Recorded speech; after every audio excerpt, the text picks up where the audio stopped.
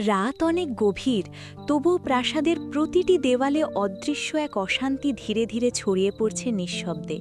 পূর্ণিমার আলো বাইরে ঝলমল করছে, কিন্তু ভেতরে যেন আলোও ঢুকতে ভয় পাচ্ছে আজ এই রাজপ্রাসাদে। রাজা বিক্রমাদিত্য শয্যাশায়ী, তার শরীরের নিচের অংশ ইতিমধ্যেই ঠান্ডা, শক্ত, পাথরের মতো নির্জীব হয়ে গেছে। রাজবৈদ্য আদিত্য রাজার পাশে বসে আছেন, কিন্তু তার চোখে আজ কোনো উত্তর নেই, শুধু অজানা আশঙ্কা। ভয়। আদিত্য, আমার পা দুটো যেন আর আমার নয়, কোনো অনুভূতিই পাচ্ছি না আমি এখন। মহারাজ, আপনি ভয় পাবেন না। যতক্ষণ আমি আছি ততক্ষণ আপনাকে কিছুতেই একা ছাড়ব না কখনো। তুমি সারা রাত জেগে আছো, তোমার চোখের নিচের ক্লান্তি আমি স্পষ্ট দেখতে পাচ্ছি আদিত্য, লুকিও না। আপনি সুস্থ হলে মহারাজ, আমি দিনের পর দিন ঘুমিয়ে সেই সমস্ত ক্লান্তি একসাথে মিটিয়ে নেব। বৈদ্যরা কি সত্যি এত সহজে বিশ্রাম পায়, নাকি অন্যদের সুস্থ রাখতেই তাদের জীবন কেটে যায়? এক মুহূর্তের জন্য দুজনেই নীরব হয়ে যান, যেন সময় নিজেই থেমে গিয়ে তাদের কথা শুনছে চুপচাপ। সত্যি করে বলো আদিত্য, আমার এই অবস্থা থেকে ফিরে আসার কোনো পথ কি এখনো খোলা আছে? একটি পথ আছে মহারাজ, কিন্তু সেই পথ এত কঠিন যে ফিরে আসার নিশ্চয়তা আমি দিতে পারি না। এই প্রথমবার আদিত্য নিজের ভেতরের ভয়কে শব্দে প্রকাশ করলেন, যা তিনি এতক্ষণ লুকিয়ে রেখেছিলেন।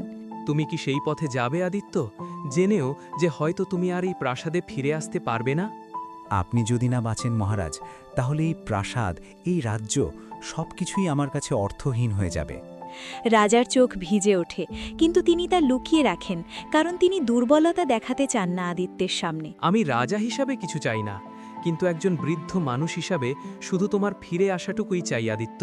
আমি প্রতিশ্রুতি দিচ্ছি মহারাজ, যত বিপদই আসুক আমি ফিরে আসব, আপনাকে বাঁচিয়েই ফিরে আসব। মোমবাতির শিখা হঠাৎ কেঁপে ওঠে, যেন ভবিষ্যতের ঝড়ের আভাস নীরবে জানিয়ে দিচ্ছে এই ঘরের ভেতরে। এই রাতেই শুরু হলো এক যাত্রা, যেখানে জীবন, মৃত্যু, ভালোবাসা সবকিছুর পরীক্ষা অপেক্ষা করছে সামনে। রাজার কক্ষ ছেড়ে দ্রুত পায়ে এগিয়ে গেলেন আদিত্য, যেন সময় তার হাত থেকে ফসকে যাচ্ছে প্রতি মুহূর্তে। ওষুধ ঘরের দরজা খুলতেই শুকনো গাছপালা আর পুরনো বইয়ের গন্ধে ভরে উঠল চারদিকের নিঃশব্দ পরিবেশ।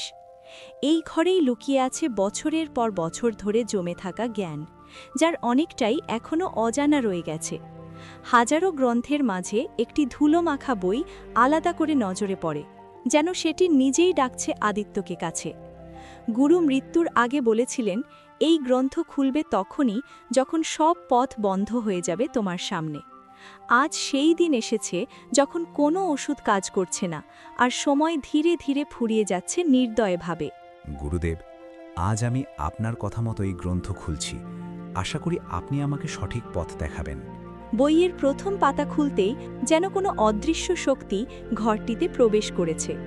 পাতাগুলো হলুদ, অক্ষরগুলো অস্পষ্ট, কিন্তু প্রতিটি শব্দ যেন গভীর কোনো রহস্য লুকিয়ে রেখেছে নিজের ভেতরে। পঞ্চামৃত, 5টি দুর্লভ উপাদানের সংমিশ্রণে তৈরি এক অদ্ভুত শক্তিশালী ওষুধ, যা মৃত্যুকেও পরাজিত করতে পারে। শব্দগুলো পড়তে পড়তেই আদিত্যের চোখে একসাথে ভয় আর আশার আলো জ্বলে উঠল হঠাৎ করেই। প্রথম উপাদান মেঘরাজ্যের চন্দ্রবিন্দু শিশির, যা অমৃতকে তরল করে জীবনের প্রবাহ ফিরিয়ে আনে ধীরে ধীরে। দ্বিতীয় উপাদান আগ্নেয় পর্বতের অগ্নিপদ্ম, যার আগুন অমৃতের ভেতরে প্রাণশক্তি জাগিয়ে তোলে গভীরভাবে। তৃতীয় উপাদান সমুদ্র রাজ্যের নীলমণি শামুক, যা অমৃতকে শুদ্ধ করে, সমস্ত অশুভ শক্তি দূর করে দেয়। চতুর্থ উপাদান চিরহরিৎ বনের অমরলতা, যা অমৃতকে স্থায়িত্ব দেয়, সময়ের ক্ষয় থেকে রক্ষা করে। পঞ্চম উপাদান পর্বত রাজ্যের স্বর্ণপাষাণ, যা অমৃতকে সক্রিয় করে, তার শক্তিকে জাগিয়ে তোলে সম্পূর্ণভাবে। বই বন্ধ করতেই ঘরের নীরবতা আরও ভারী হয়ে ওঠে, যেন এই সিদ্ধান্তের গুরুত্ব চারদিকে ছড়িয়ে পড়েছে। 5টি উপাদান, 5টি ভিন্ন রাজ্য, আর প্রতিটি পথেই লুকিয়ে আছে অজানা বিপদ আর অনিশ্চয়তা। বৈদ্যমশাই, মহারাজের অবস্থা আরও খারাপ হচ্ছে। পাথর এখন বুক পর্যন্ত উঠে এসেছে ধীরে ধীরে। আর সময় নেই মাধব, এই মুহূর্তেই যাত্রা শুরু করতে হবে, না হলে আমরা মহারাজকে হারিয়ে ফেলব নিশ্চিতভাবে। কিন্তু বৈদ্যমশাই, আপনি কোথায় যাবেন? এই পথ তো অজানা, আর সামনে কত বিপদ অপেক্ষা করছে কে জানে। রাজাকে বাঁচাতে হলে অজানার পথেই যেতে হবে মাধব, কারণ পরিচিত কোনো পথ আর খোলা নেই এখন। এই সিদ্ধান্তের সাথে শুরু হলো এক যাত্রা, যেখানে প্রতিটি পদক্ষেপ পরীক্ষা নেবে সাহস, বিশ্বাস আর ত্যাগের সীমা। প্রাসাদের এক নির্জন অন্ধকার কক্ষে দাঁড়িয়ে আছেন দুর্জয়, যেখানে আলো ঢোকার সাহসও যেন হারিয়ে ফেলেছে। বছরের পর বছর বিশ্বস্ততার মুখোশ পড়ে থাকা এই মানুষটির ভেতরে জমে আছে ক্ষমতার তীব্র, অদম্য লোভ। রাজা দুর্বল হওয়ার এই মুহূর্তটির জন্যই অপেক্ষা করছিলেন তিনি, নিঃশব্দে, ধৈর্যের সাথে, সঠিক সময়ের আশায়। তার সামনে দাঁড়িয়ে আছে এক গুপ্তচর, মাথা নত, যেন ভুল একটি শব্দই তার জীবনের শেষ হতে পারে। বৈদ্য কি সত্যিই যাত্রার প্রস্তুতি নিচ্ছে, নাকি এটা শুধু গুজব যা মানুষের মনে অযথা আশা জাগাচ্ছে? না মন্ত্রীমশাই, তিনি প্রস্তুত। ভোরেই বেরোবেন বলে নির্দেশ দিয়েছেন। সবকিছু গোপনে সাজানো হচ্ছে এখন, দ্রুত।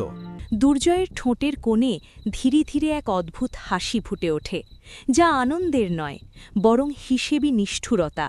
তাহলে সময় এসেছে, কারণ যদি রাজা বেঁচে যান, আমার এত বছরের পরিকল্পনা মুহূর্তেই ধুলো হয়ে যাবে।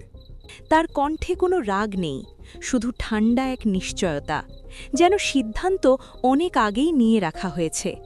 আপনার আদেশ কি মন্ত্রীমশাই? আমরা কি সরাসরি আক্রমণ করব, নাকি পথে কোথাও তাকে থামিয়ে দেব? সরাসরি আঘাত বোকারা করে, বুদ্ধিমানরা শত্রুকে নিজের পথেই ধ্বংস হতে দেয়, ধীরে, নিশ্চিতভাবে, অদৃশ্যভাবে। তিনি জানালার বাইরে তাকান, যেন দূরের অন্ধকার পাহাড় আর পথগুলো তার পরিকল্পনার অংশ হয়ে উঠছে ধীরে। পথে পথে ফাঁদ বসাও, প্রতিটি রাজ্যে আমার লোক ছড়িয়ে দাও, যেন সে কোথাও নিরাপদ আশ্রয় না পায়।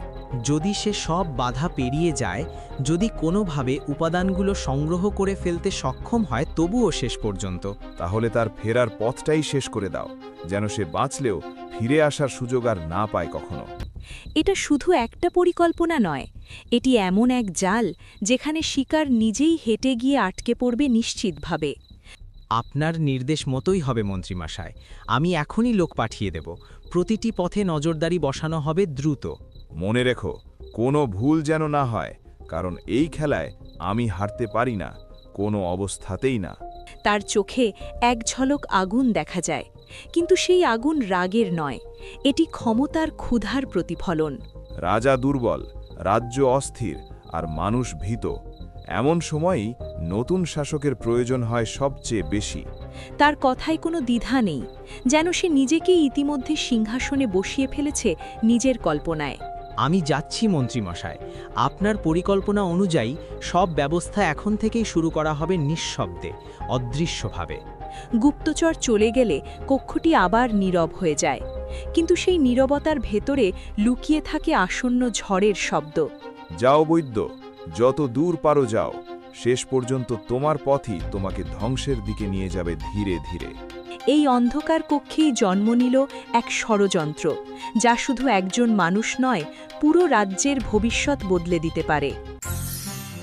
Don't forget to subscribe, like, and share Ajob Golpo Studio for amazing stories.